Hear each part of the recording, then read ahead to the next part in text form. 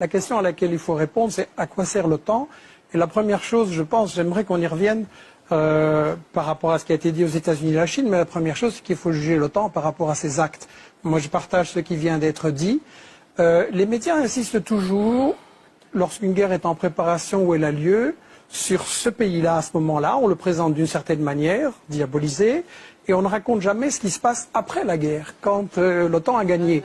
Et c'est ça qu'il faudrait regarder. En Yougoslavie, c'est une catastrophe. On a semé la haine partout. Les médicaments se vendent par plaquettes sur le trottoir. On a fait alliance avec la mafia. Le Kosovo est devenu la plaque tournante de tous les trafics. En Irak, où c'est pas l'OTAN officiellement, mais enfin bon, c'est la même chose. On a le pays est ramené à l'âge de la pierre. Il n'y a pas d'énergie. Il n'y a même pas d'essence pour les Irakiens. On assassine les scientifiques en masse.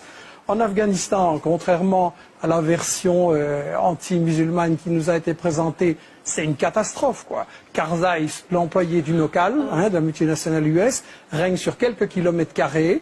Il a fait alliance avec des seigneurs de la drogue et le trafic de la drogue a explosé en Afghanistan à cause de la CIA et grâce à la CIA. Et en Afghanistan, on allait soi-disant libérer les femmes afghanes. Je m'excuse, Karzai a fait passer une loi qui fait qu'on peut marier une petite fille à 9 ans et que le viol conjugal est légitimé.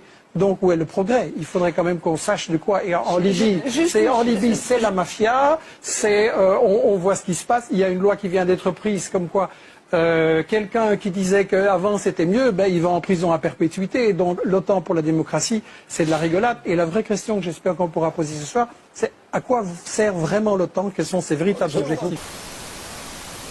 Frédéric Tadei, je voudrais revenir à la question que vous avez posée au début, en disant l'OTAN, finalement, c'est des démocrates ou c'est des salauds. Ah non, vous avez été beaucoup plus poli. Vous avez été beaucoup plus poli. Mais justement, le problème, c'est que, à mon avis, vous êtes plutôt quelqu'un de bien et beaucoup trop poli. Et je voudrais vous inviter, et un peu tout le monde en fait, à se mettre dans la place du salaud. Je veux dire que si on comprend l'OTAN, qui est un instrument de quelque chose, il faut se mettre à la place des salauds qui gèrent ce quelque chose. Et je suis d'accord sur un point, c'est que la guerre est au fond la continuation de l'économie. Et que pour comprendre à quoi sert l'OTAN, il faut comprendre dans quelle situation économique on est maintenant. Et donc, je crois qu'il faut faire le lien avec tous les mouvements sociaux qui se passent en Europe, en Grèce, en France, etc. Toute l'inquiétude au quotidien des gens, parce qu'au fond, c'est le même problème.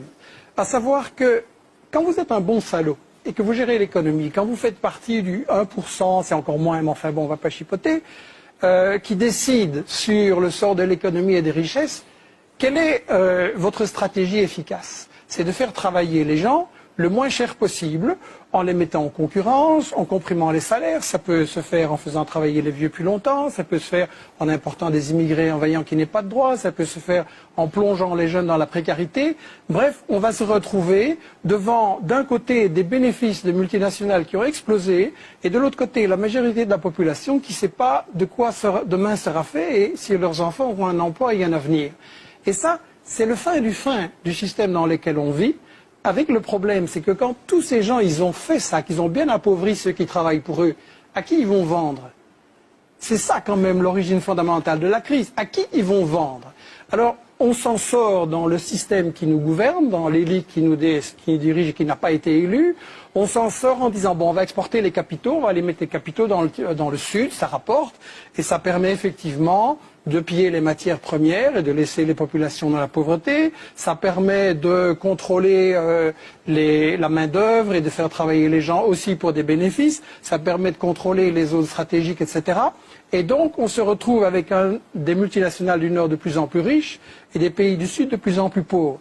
Et le point où ça mène à la guerre, c'est qu'évidemment, ça provoque des résistances des populations qu'il s'agit de briser. Donc toutes les guerres de l'OTAN, je l'insiste, sont des guerres économiques, des guerres de pillage.